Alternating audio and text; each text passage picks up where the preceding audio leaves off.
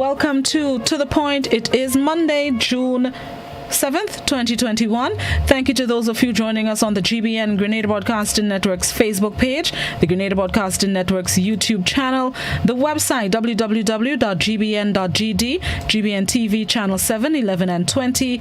Good morning to the listeners of Classic 105.5, 105.9 and all the folks joining us on Party Grenada and Go to Fet Facebook pages. Always a pleasure to have you. This morning my virtual guest is Superintendent Sylvan McIntyre, no stranger, of course, and he is joining us following duties in St. Vincent with the eruption of the La Soufre volcano, as he represented SEDIMA there, and he's also a member of COST, CARICOM Operational Support Team. All right, lovely. COST Superintendent Sylvan McIntyre. Good morning, Sup. How art thou this morning? Good morning to you, Blossom Alexis-Welsh. Good morning to all your listeners, your viewers, your followers of the GBN. It's really a pleasure for me to be on with you this morning and to be on with all those who are going to be joining us on this, what I could consider an interesting program. Thank you. I consider that as well, and it's a pleasure to have you and able to give us some first-hand information following the explosive eruption of La Soufre in April. I was about to say last month, but we're in June. In April. So, Superintendent McIntyre, you were... I don't like to say dispatched, but you were sent to St. Vincent. Deployed. Yes. That's the word, deployed to St. Vincent. Yes. Even prior to the eruption of La Soufre volcano, the first one, the first explosive eruption, April 9th, the last one, April 22nd. So speak to us, first of all, about the mission to St. Vincent, your responsibilities, your duties, your roles prior to the eruption, during, and now after. All right. So, Blossom, again, thank you for the opportunity. This will take us quite a while if we're going to go into details, but I think we are good at summarizing stuff, and we're going to do that this morning. Yes. So as people should be aware that La Soufre is a volcano that has been existing for quite some time. And the last eruption they had was in 1979, nothing close to what happened on the 9th of April. So in December of 2020, the volcano started acting up differently than it had been doing for the previous years. And so it became what was considered, seismologically speaking, effusive. That means it started spewing out magma and so on. That was an increase in terms of its activities. So SEDIMA, CARICOM, and the rest of the region, they are being monitored closely. So they had the seismic unit from Trinidad to put more monitoring instruments on the volcano. And there they discovered that the activities were increasing. And understanding what the potential of that could have been, there was discussion with CARICOM, SEDIMA, etc., as to what kind of expertise was required on island. And this is where I actually came in. They had some plans that were written. The last one was in 2006, their national plan was revised. And so they wanted an expert to look at what they had in place and whether or not there was things that had to be done differently in the event that the volcano erupted, that they were better prepared to deal with it. So my initial mission was to have gone into St. Vincent to review their plans, the evacuation plan in particular, to see whether that was going to be effective if there was an eruption. The other instrument they wanted me to look at was a communication plan, how they were going to be able to communicate if there was some sort of problem. I had to have looked at also the emergency shelter plan, whether or not there were things that they should have been doing differently, and that in itself coupled with the relief management plan. Should they have people moving from one point to the other, how a system of providing relief was going to fan out. And important to that, double jeopardy was the ever-increasing and ever-present COVID-19. So they wanted me to have looked at the interface with the National Emergency Organization, with the police, with health, etc., and how if something happened, we could work along with each other. So I had the task of sitting down for 6 weeks to look at that. And that was my overall mission terms of reference, to have looked at these instruments. And I did not mention the transportation plan, which was critical to the process.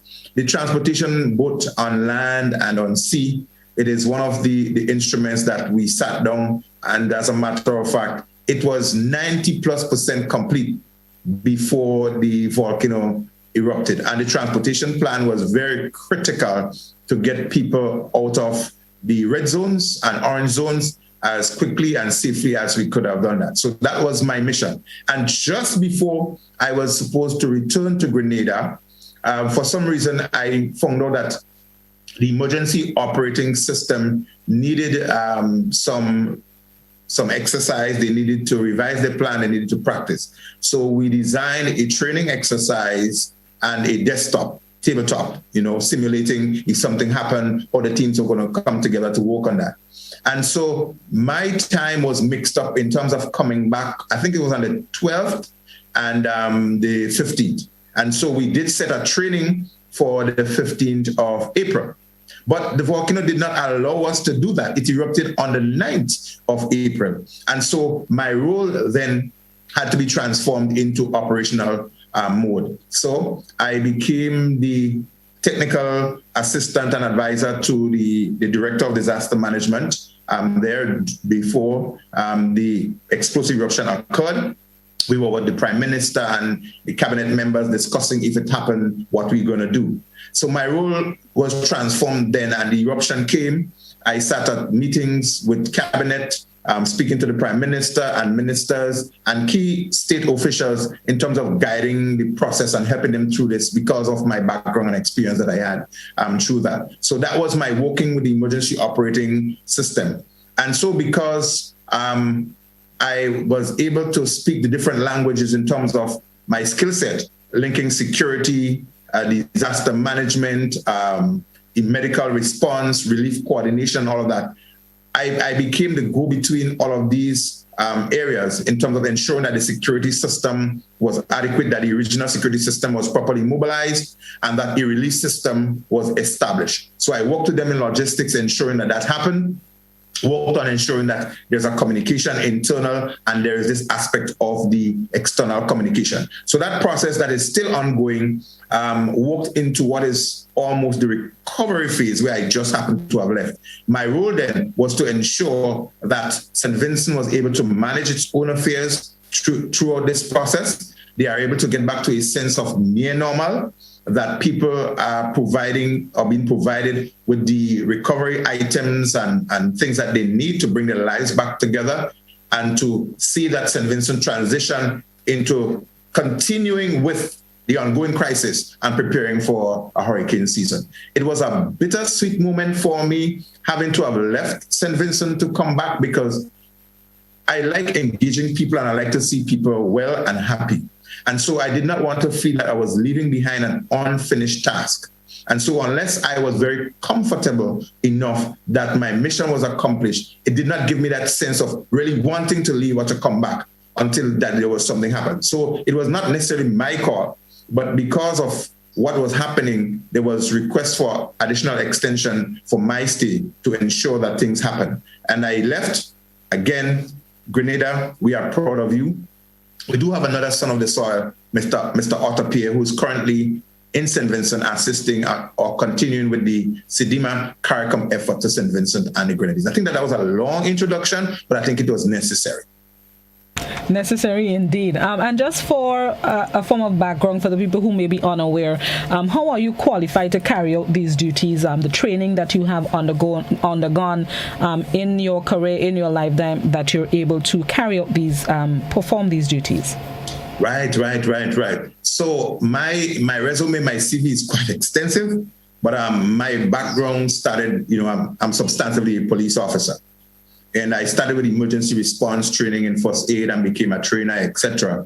And then I went on to do first responders training, mass casualty management, and all of these. So I started in the police force preparing for that kind of background.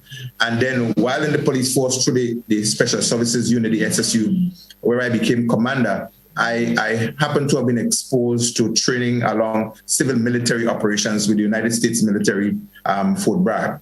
And so that prepared me for a career I did not even know of. And so when I returned from the United States in 2002, thereabout, yes, I was asked to assume responsibility for disaster management. So I got in there, and then Hurricane Ivan happened just in 2004. So that gave me some wet feet. So I had my feet soaked and wet immediately getting into disaster management. So while I was there, I intended to now twin my career. I applied to one of the universities in the United States. I did a stint, with the Louisiana State University with emergency response. And then I did a full program with the Bournemouth University in the UK to, upgrade myself in terms of emergency management. And so that academic side of it gave me that preparation. But as I came through the system, working 2004, Hurricane Ivan, then I went 2007, Jamaica, Hurricane Dean. 2010, I went off as CARICOM rep again, through the regional response mechanism to support the CARICOM effort in Haiti. And Haiti itself was a life changer. It is part of the stronger of the experiences that I used to build in terms of severe crisis. And then in 2017, I was called again to support operations in the BVI. And it happened that when I go on this mission, that time is never sufficient. I was the lone person left to represent CARICOM in 2010 in Haiti. And when I went to the BVI in 2017, all of the other persons happened to have left, and they just kept asking for my extension to stay on to work with the people of the BVI. That, again, was a very strong experience. And 2019, when the Bahamas got seriously beaten with Hurricane Dorian, they requested me again to go over, and I was responsible for the entire island of Abaco, where I ran the emergency operating system. And now, in 2021, I supported that effort in St. Vincent and the Grenadines. I am proud to be able to make that contribution. I think all of my life is contributing to people and things and seeing plants and trees grow and seeing people become happy. I'm very, very passionate about doing that. So this is my background. Outside of that, I give a lot of credit to the Almighty for helping me, my family circles and so forth. And the Royal Grenada Police Force that is responsible for my initial take in harnessing me into this level. Okay, so now back to La Soufrière. The last explosive eruption recorded and reported was April 22nd. What has happened since then? It's been more than a month now. What are some of the latest with the status of the volcano? I know there are still hundreds of people in shelters. What's some of the latest? And I think that information, Blossom, is critical to everything else that we have said, not about me, but about people who are still suffering. Yes, the last explosive eruption was on the 22nd of April. And our instruments indicate, and the Seismic Research Center says that there's no what you call seismic activities, meaning that there's no tremors and that kind of an explosion taking place at the moment. But the volcano is still active and it can switch at any time. It is giving off what you call fumes and so forth. And there's still some smoke and that level of what you call thermal activities happening within the volcano. So it is still a threat. It is still a restricted area. The general public is not permitted to visit the site. And so even our geologists and seismologists are given limit in terms of the extent to which they can go. The mere fact that there are some hazards still associated with the volcano. The gas is being tested on a weekly basis. There are instruments that are being used to test the gases that are being released in and around the volcano for the health and safety of others.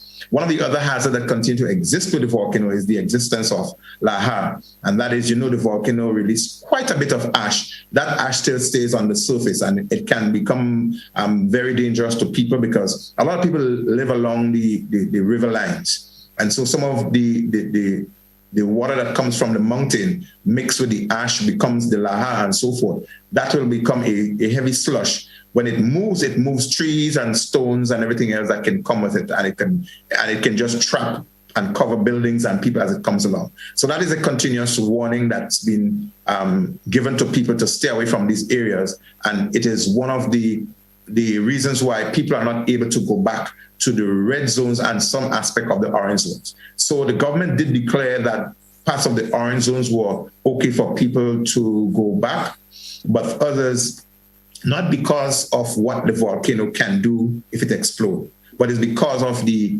impact that it has caused that still exists. People's houses have been damaged because of the amount of ash that came down on it. Roads have become impassable because of the heavy boulders and other things that came down that were moved because of the magnitude of the explosion, coupled with the heavy rains and the flood that caused some of these things to move trees and stones and rocks that block. And so the road access is very, very dangerous. In some cases, your vehicle has to move at an angle, slightly slanting towards the valley, moving into some of these areas. We were able to venture into these areas to ensure that people were not trapped in there. And that was one of the things I wanted to achieve before I came back, that the extent, all of the areas that the volcano impacted, that we were sure that people were not in there suffering.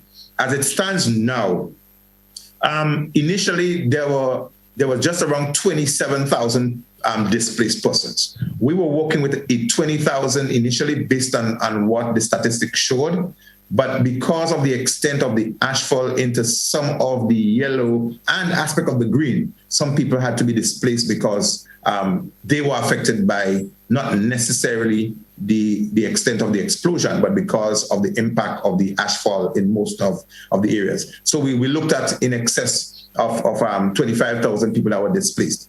Currently, there's just around 17,000 persons still that have not gone back.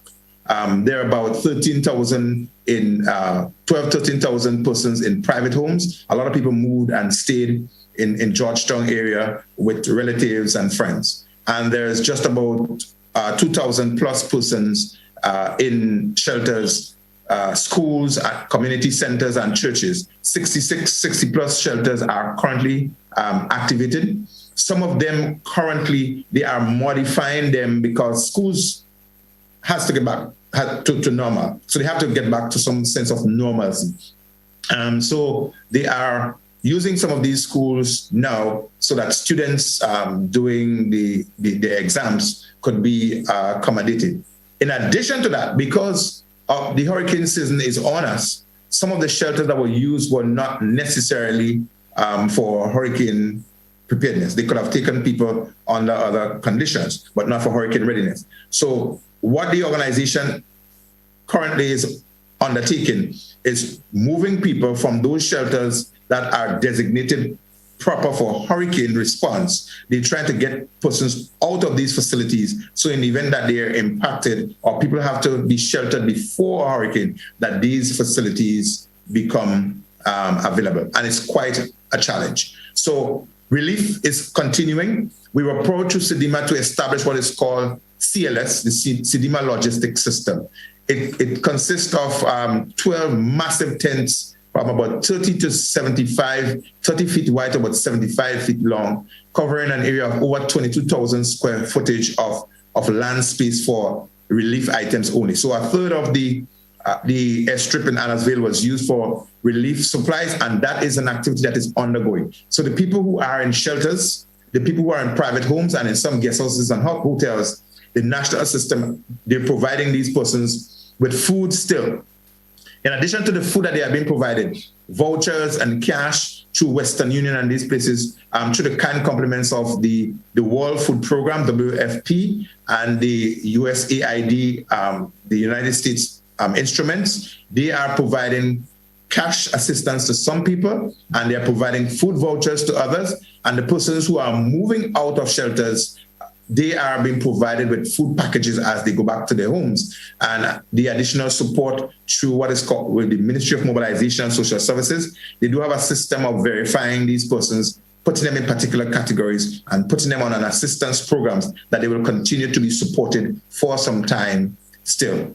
The rehabilitation phase has kicked in despite the government have not advertised or announced that we are in rehabilitation, because by and large, the emergency still exists where people need something still. The government has to continue to feed, in some instance, clothe and shelter over 15 or so thousand people 12 to 15,000 people. That's quite a bit, and it's quite an undertaking. So that is ongoing at the moment. In addition to that, life has to go on.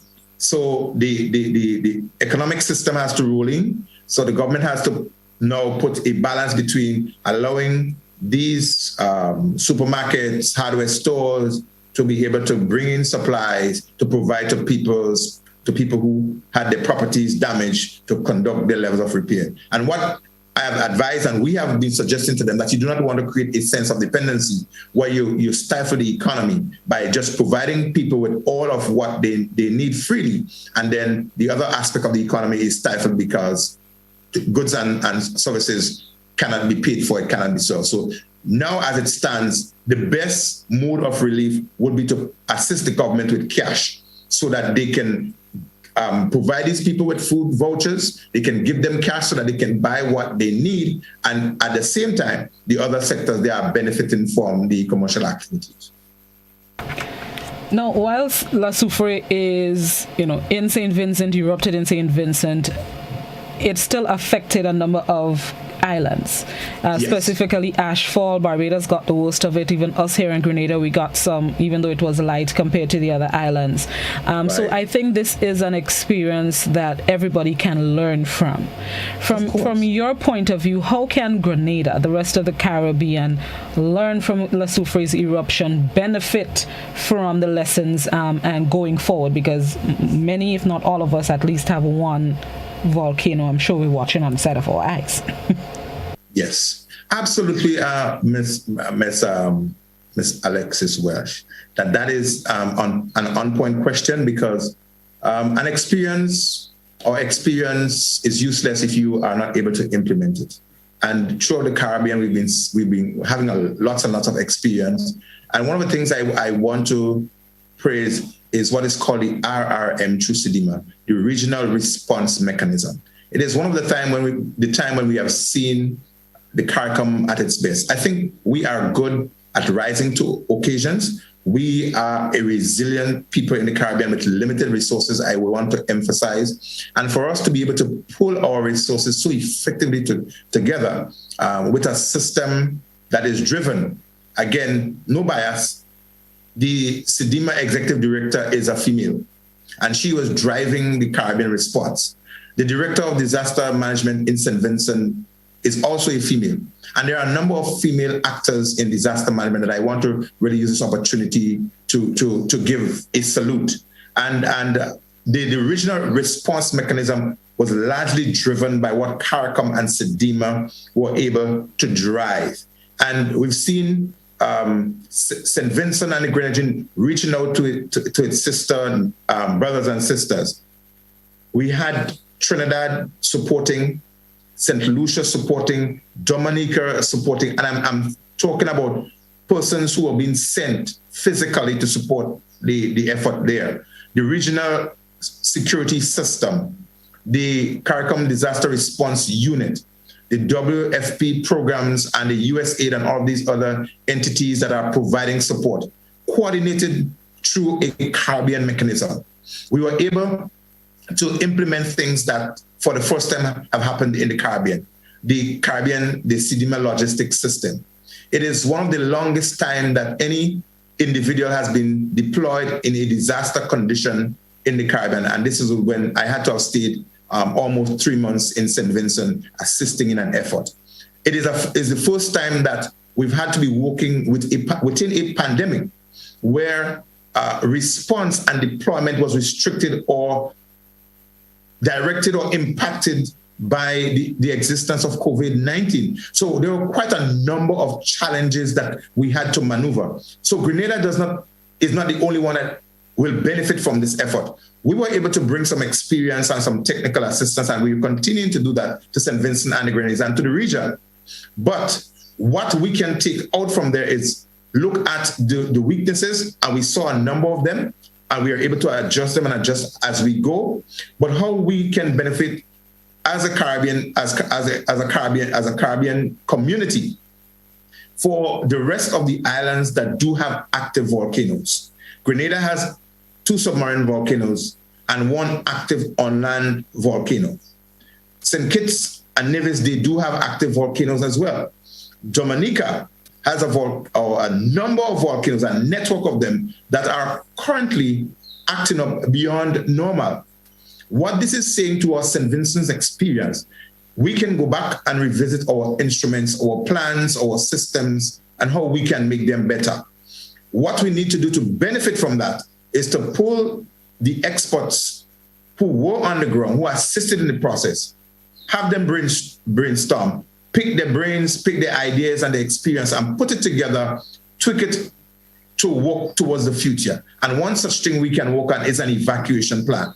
How do we move persons safely from one place to another? How do we move persons from one CARICOM country to the other? How do we work within a COVID-19 situation that will be with us for some time, facing an active hurricane season, facing the threats of erupting volcanoes, facing the threats of floods and landslides where people are likely to be affected? And these are some of the things that we were able to sit down. We have not had the after action review that will happen. We need to look at when Grenada was impacted in 2004 by Hurricane Ivan.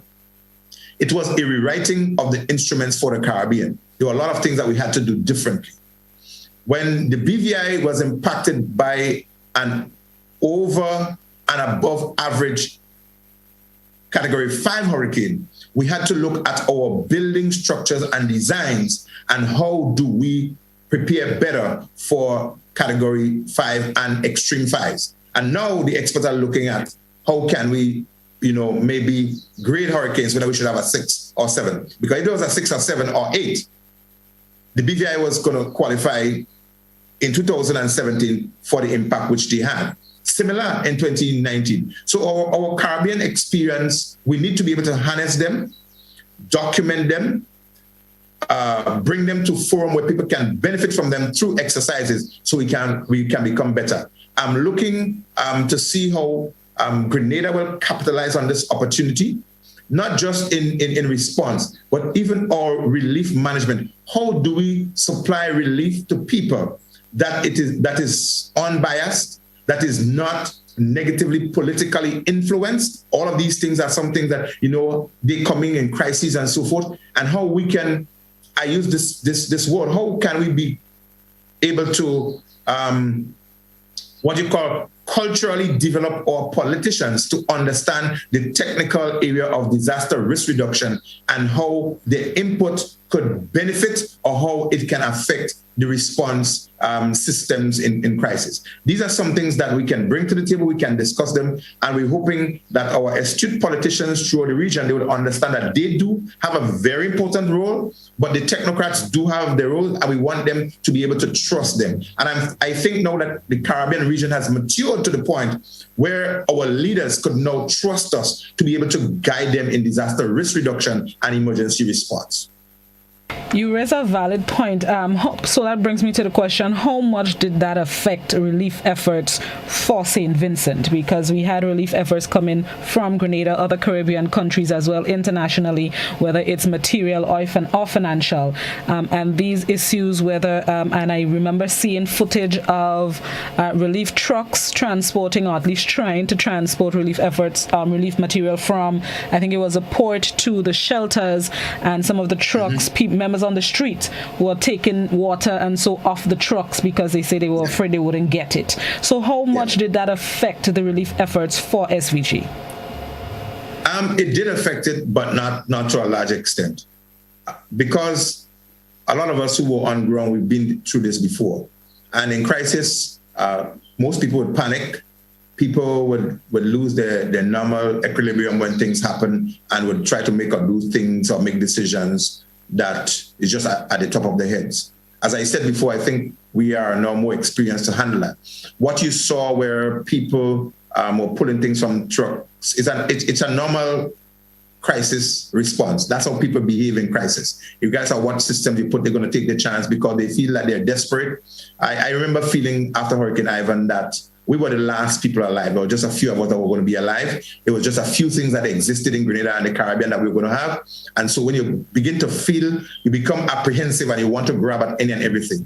What we have to do is to ensure that now in peacetime, we have the system of security. We have a structure that would mitigate against those reactions. What happens when you have a system that is not well organized? The international players, they watch from the sidelines, and they would give more support, or they would withdraw their support based on what they're feeling out for themselves. And so, because more than we had in the past, these levels of the crisis coming, we are becoming better at responding to the situation. We are blessed that we had no loss of life directly related to the erupting volcano. We could have had. The last few crises we had were earthquakes and hurricanes impacted. There was limited loss of life. And it's testimony of what we have been able to put in place and the support system that we are able to garner.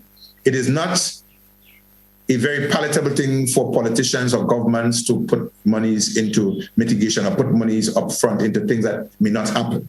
But I think by and large, we have been able to influence them a bit more to invest. I use the word presumptuous, to invest in mitigation so that when there is a crisis, you do not have to panic. Your expense become less because you put monies up front to limit the magnitude of the impact that can come. So what we saw happening in terms of the general response in St. Vincent, we saw all angles. We saw all sectors of societies. We saw the civil society coming out wanting to do relief on their own.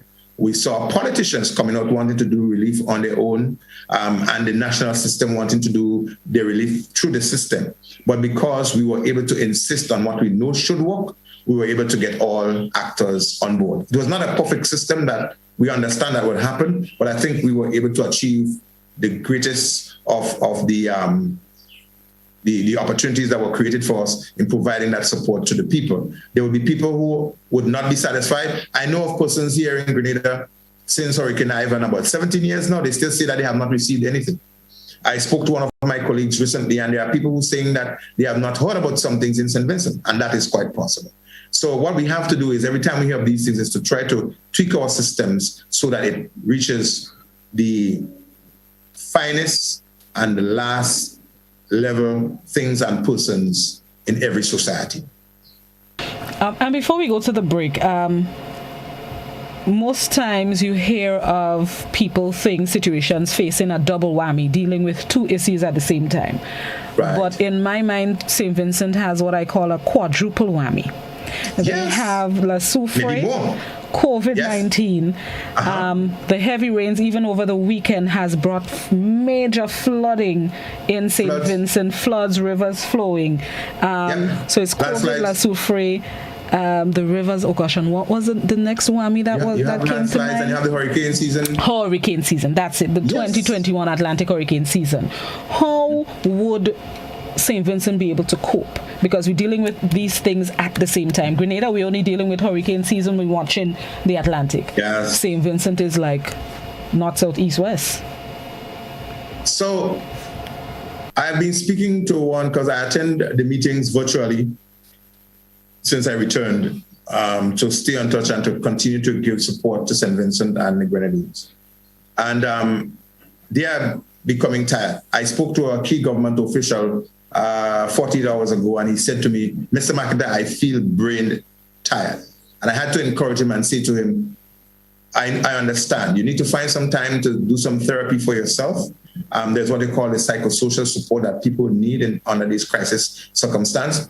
And I was telling Chris only yesterday that I feel myself that I need to get back into doing normal things, because working in a crisis situation, it could have its negative impact on you. It could be taxing. And so now that St. Vincent have to be dealing with the crisis of the volcano, the floods that exist, and coincidentally, the worst impact areas by the flood is the Sandy Bay area on the windward side, going up to Fancy and Oya. The most cases of COVID-19 comes from those areas as well. And when you have the ashfall and the Laha and so on, those are the areas that are most affected. Now, in direct response to your question as to how you deal with multiple hazards happening, when a system is activated, like it is happening now, despite the workers who are there, they will become mentally drained, physically tired. There should be a relief system to be able to help persons to get off the front line and that they could continue to work. Because I remember when I was in Haiti, we spent, because it was so traumatizing, the team of us that went in initially, we were in there for 2 weeks, then they rotate us out into Jamaica for 1 week, and then we had to go back in because you don't want to stay under those conditions for too long. It can have its psychological impact on you. So what people have to do, there should be a relief system to deal with that. But the advantage in working with more than one crisis is that if you're an athlete or you're somebody, the more you practice, the better you become. And when an athlete is at peak point or at ready, it's best for you to perform.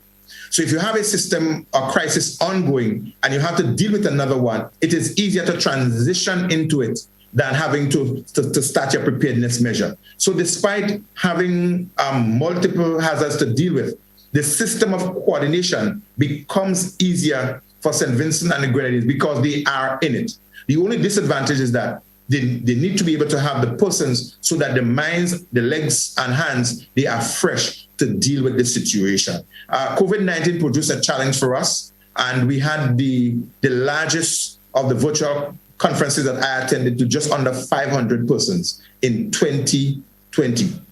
The reason why this was such a big virtual regional meeting, the topic was COVID-19 shelters during the pandemic. How do we cater for social distancing, sanitizing, mask wearing, etc., in a COVID context, bringing people into shelter in the hurricane season?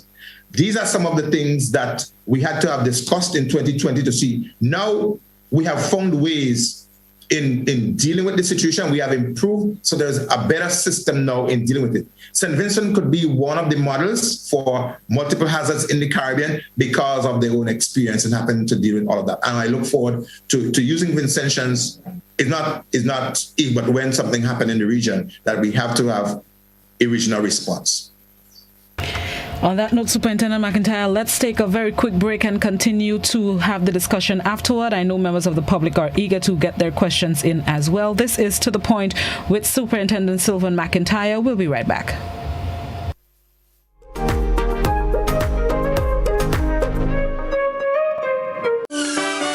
Montreal, it's time to line virtually one more time. Gemma Rayburn Baines here for Spice Island Cultural Festival, a celebration of Grenada, Carriacou, and Petit Martinique. This summer's festival is a celebration of life with food, fashion, music, and culture. Join us online Saturday, July 10th, 3 p.m. on Facebook and YouTube at Spice Island Cultural Festival. Info, spiceislandculturalday.com.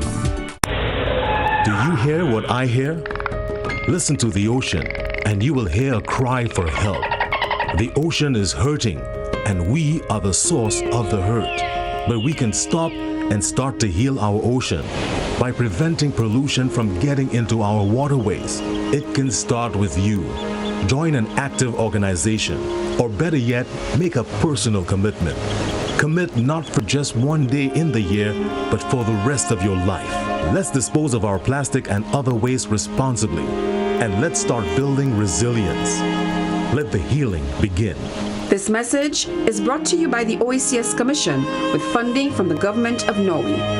Remlit, tackling ocean pollution from tooth to sooth. Feel good facts. Avoid the most common causes of spreading the flu. Cover your coughs and sneezes with a tissue, dispose of it straight away, and either wash your hands or use an alcohol-based hand sanitizer.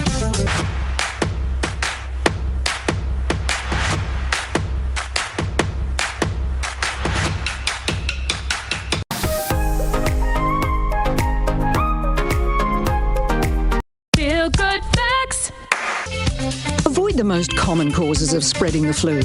Cover your coughs and sneezes with a tissue, dispose of it straight away, and either wash your hands or use an alcohol-based hand sanitizer.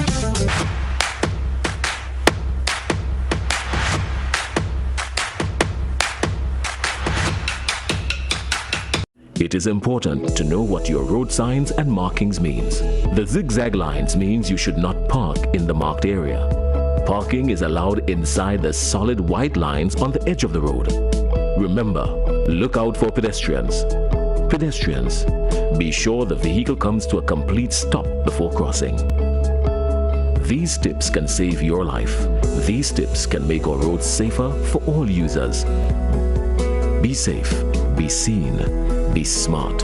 A message from the Traffic Department of the Royal Grenada Police Force.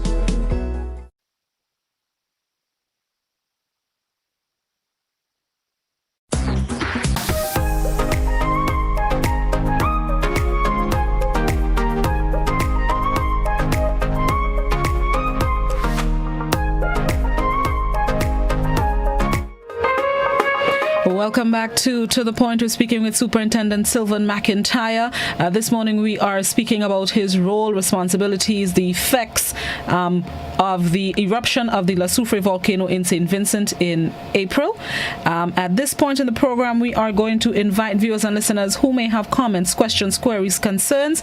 Now is your chance to ask them. The landline number 435-2041. The WhatsApp number is also 435-2041. Please, only written messages on WhatsApp, and you can ask your questions, post your comments on the GBN Grenada Broadcasting Network's Facebook page and the Grenada Broadcasting Network's YouTube channel. There's a question on a comment really on WhatsApp that I'm going to tweak a little bit to ask a question. The comment really spoke about training of our people, specifically Grenadians, that they may be able to render assistance in different situations. So talk to me about training our locals, whether it's disaster response, whether it's a specific disaster or overall multi-talented like you are, sir. How can we be a part of that? What more do we need to train our people to be able to share this kind of experience and participate? Absolutely relevant. The National Disaster Management Agency is the one that drives the system of disaster management in Grenada. And so I know they do have voluntary programs. They do have district structures that people can chime in, they can be part of, and they can be trained. I started as a volunteer before I became a technocrat, really and truly. And so your first start would be to offer your service as a volunteer. But volunteerism doesn't cut it all of the time because you need to get beyond that. But volunteerism creates opportunity. Mr. Otapia is in St. Vincent today because he volunteered to become one of our district coordinators. He became part of the national system, was trained. He eventually got tagged on to the SEDIMA system where he was trained, and so became eligible for deployment in the Caribbean because of his association. And as I said, it did not come because of his employment, but it became as a result of him and other persons offering themselves to volunteer to serve nationally. So that's the way it could start.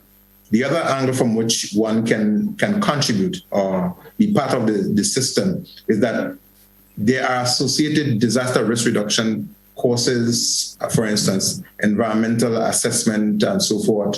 And there are a lot of other things like persons who are involved in geography, they like the environment, they like hydrology, they like meteorology and all of those related fields. People who are in them can also be disaster management response person. But the key thing here is to ensure that you're hooking with the national system, and then you get linked to courses, workshops, etc., and you become a part of the pool for a regional response. There's a YouTube, was it on YouTube? Yes, a YouTube question. What is Grenada doing to help the people of Venezuela? And I would add here as well, people of Guyana. Just last week, Guyana has been flooded, inundated with floodwaters to roofs, and so any assistance that will be rendered to Venezuela and Guyana? Right. Now, that question goes directly to the state mechanism, that's Grenada, not necessarily at the SEDIMA system. Now, the SEDIMA system has only 20 countries. It is really CARICOM and the Caribbean that becomes part of the SEDIMA system. Within the SEDIMA system, the CARICOM or the SEDIMA liaison office in Barbados, they are responsible for sourcing support and deployments to those countries. If there's any country that is outside of that, Guyana is part of the CDMA system. Suriname isn't. So outside of what CDMA could mobilize, countries would have bilateral arrangement, or they can generate their own interest based on what's happening to provide bilateral assistance. They can just send people. Grenada can decide on sending people. But if it's a country like Guyana, who is part of the CDMA system, they will assess what's happening and they would mobilize resources universally to be able to support. But in this case, the answer directly for assisting from Grenada's point of view, it is what the Grenada government decided they want to do. Based on the current status of La Soufrière, a question on WhatsApp here, is the worst of the eruption of the volcano already done? This is seismic activities. They are difficult to be pinpoint accurate. Again, I did not use this opportunity to commend our colleagues from the St. Augustine University Seismic Research Center. They did a fantastic job in being almost 100% correct in terms of forecasting where the volcano could have gone. So where it is now, there's limited seismic activity occurring. But according to what I gleaned from speaking to Dr. Joseph and others, is that there are limited magma or still aspects of eruptive things that still rest at the summit of the volcano. But because the activities are limited, you cannot say exactly that this is the last of it. And why it is okay to say it is not the last, because the volcano is still active. And the warning message still exists that the possibility for the volcano shifting from one stage to the other to create an explosion as great or even worse than the one which we had is still very possible. What needs to happen, like we are doing for Kikamjeni and what we're doing for St. Catherine and other volcanoes, is to put instruments to monitor those activities so we can warn people off. That is the important thing. So La Soufrière in St. Vincent, for now, it is quiet. There is no time frame as to when it can erupt again. Maybe in another 40 years, maybe in another couple of weeks, maybe in another couple of months. The instruments and the activities would be able to tell us what trend the volcano is taking. But at the moment, activities are very, very low. Let's go to the landline. Good morning, caller. Hi, good morning, Blossom, and good morning to Mr. McIntyre. How are you?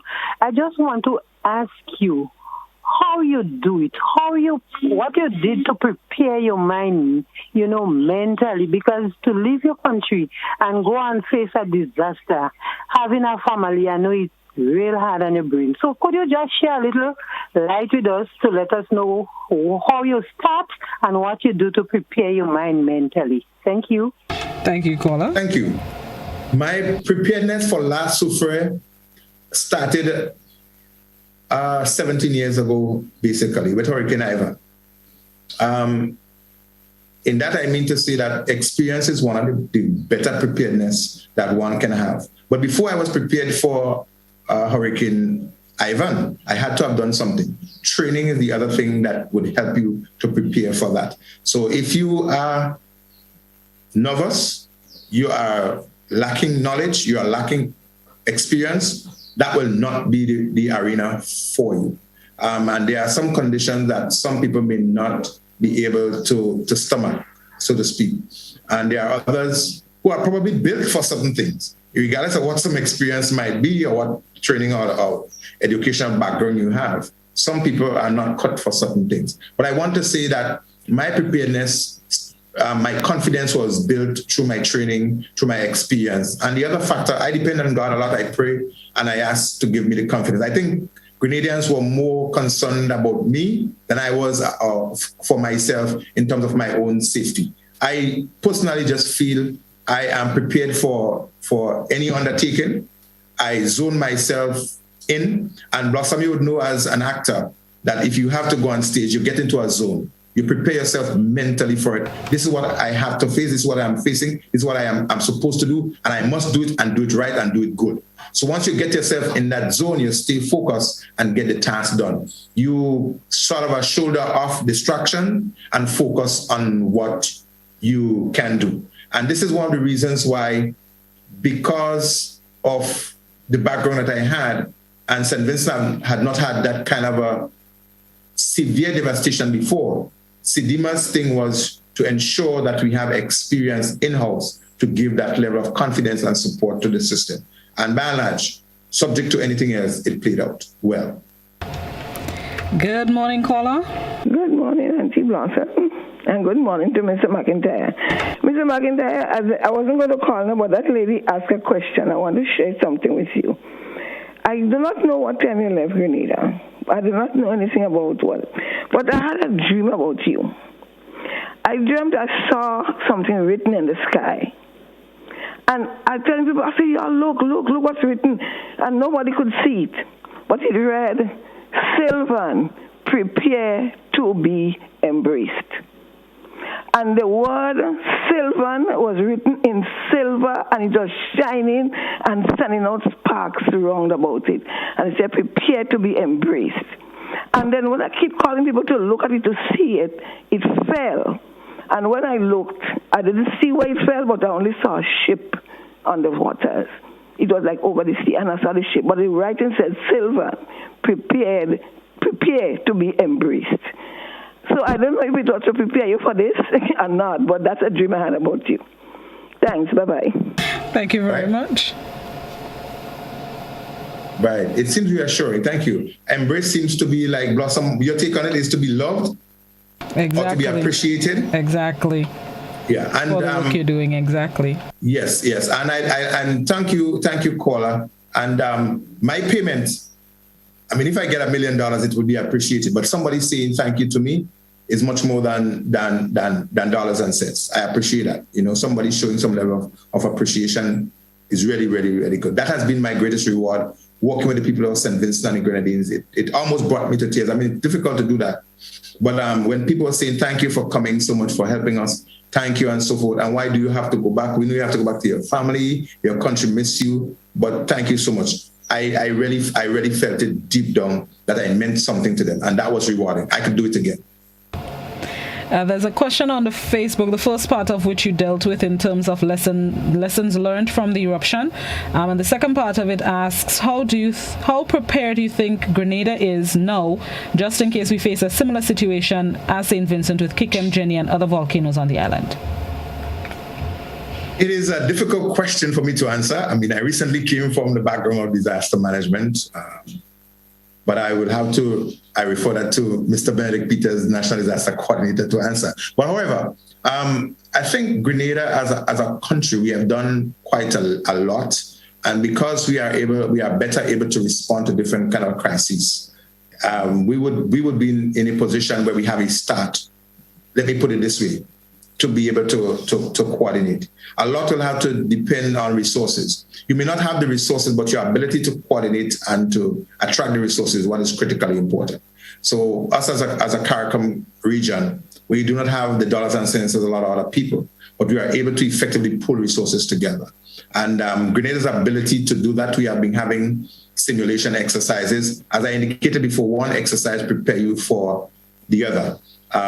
It is for us to look at the instruments now that we've had the experience from St. Vincent and Grenadines, to look at what Grenada has in place in terms of its plan, its evacuation plan, and how we are going to move persons, what kind of instruments we have for monitoring, and what system we have in place for early warning. It is something that the national system need to look at. So I am not able to give that precise answer from my vantage position, but I sum it up by saying our ability to be able to coordinate the resources is most critical than having it ready at hand. It's time for us to wrap Sup, but a question on YouTube. Is it true that lava is a good source of manure for the soil? Lava, I mean, soil and anything else that comes from the earth, using in its best proportion, The ash itself and the other, if you realize when people burn spots and they do other things, pumpkin and other things, they do very well. And after some natural disaster, for instance, hurricanes, volcano eruptions, and so forth, the nature itself rebound immensely. And so the ash itself, used in its right proportion, is some level of nutrients. But anything that is used too much, too large a concentration in any one place is not good. So it has to be measured and administered in its right proportion to be effective and to be useful. So yes, it is. Any closing comments as we end the program? Just scouring through the social media. Right. Any closing comments? I wish to not comment, but to express my gratitude to the support that I received from the highest level. I know there was a request that was made through CARICOM to Grenada for my release. And the Commissioner of Police, the Prime Minister, the permanent secretaries, even the disaster agency, they all facilitated the process to ensure that I was able to be deployed in St. Vincent to be able to provide that level of support. The many calls that I got from people encouraging me and saying how proud they are of you. GBN for following the story with me. I made myself available to GBN maybe more than anywhere else. Even CDMA could not have gotten me as much as GBN did to follow the stories, which was critical to the process. I wish to express my profound gratitude to everyone. My attitude and my endeavor is to remain humble, to be a servant, and I encourage other persons to, if there's a page of mine that you wish to pull off, a positive one, it will be good to do so. And any contribution that I can make to develop any individual or the country, it is worth the investment. I am quite willing to be able to do that. Let us look at our instruments. Disasters and crisis will come, but it's the ability and how we react and respond to it that will make the difference. At the end of the day, we are not working and should not be just working selfishly for ourselves, but we are working to those who are disadvantaged and those who are most vulnerable. Let us bear this in mind. We are on planet Earth as servants, and we must each serve each other and even our region. You preempted me because I wanted to end by saying thank you for being accommodative, especially when we call you sometimes last minute, night before, an hour before, and you're always willing to assist in whatever way you can. So I just wanted to express on all of our behalf here at the GBN, thanks to you for always accommodating us, and thanks for the work that you're doing locally, regionally, internationally. Appreciate it so very much, sir. Thank you for being our guest this morning. It has been and it will be my pleasure for the future. Thank you. Good morning to everyone. Thanks. Have a good day, sir. Thank you. Superintendent Sylvan McIntyre deployed to St. Vincent, now that I remember the word, deployed to St. Vincent following the eruption of La Soufrière volcano, and he continues to do work when it comes to natural disasters here locally across the region. He is the former coordinator at NADMA, and he is now in charge, I think, is of the Eastern Division and still a member of the Royal Grenada Police Force. But of course, he's always willing to help when needed. Thank you, viewers and listeners, for tuning in to The Point this morning. Appreciate your listenership, your viewership, and your time. That's the end of my time for today. Joseph is up next with Mid-Morning Buzz. Joseph is up next with Mid-Morning Buzz. I'll be back tomorrow, God willing. Have yourselves a blessed one.